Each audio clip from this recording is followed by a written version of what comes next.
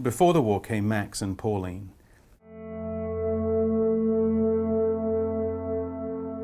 In 1939 and even before that, the world was beginning to be horrified by Hitler's persecution of the Jews. It was, I think, on Christmas Day that the British government had said that they would open the doors to Jewish children, and some others, if they were fully sponsored. This meant, to all intents and purposes, adoption.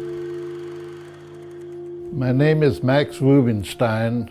I was born on the 24th of June, 1929. My mother was Vera, and my father was Esau. And I had two brothers. George was the oldest, and Robert, who was 1 year younger than him. And my sister Pauline, I am the youngest. We lived by the beach, which was wonderful, until the Germans came in. Crystal night, we were all in the living room, and somebody threw a rock through our window. My parents said, stay in the house, don't go out. And we heard a lot of noise outside, so we stayed home. My brothers, George and Robert, they were too old to go on the Kindertransport. They went to England 1 year before we left. I left Sappat with my sister on May the 3rd, 1939. My parents took us to this bus with other children, and we got on the bus and said goodbye, and that was the last time we ever saw our parents. The bus went through Hamburg, and I saw the Nazis marching.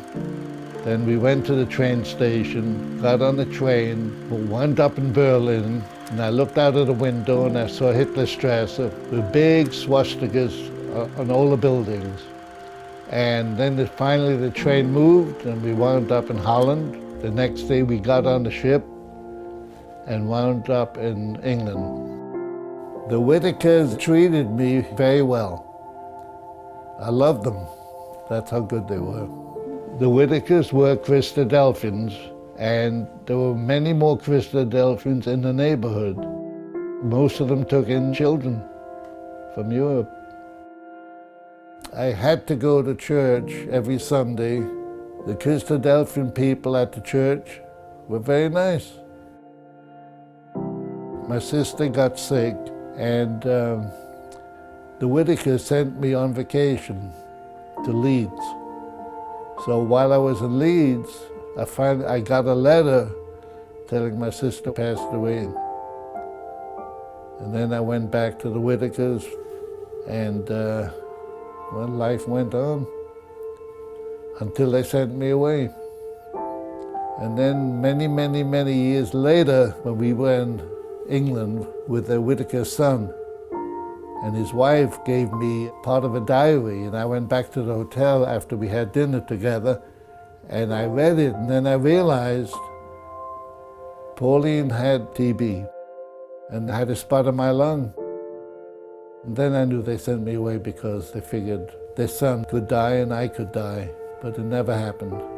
If you could say one thing to the Whittakers today, what would you say to them? If it wouldn't have been for you people taking Pauline and I in, I probably would have been dead by now.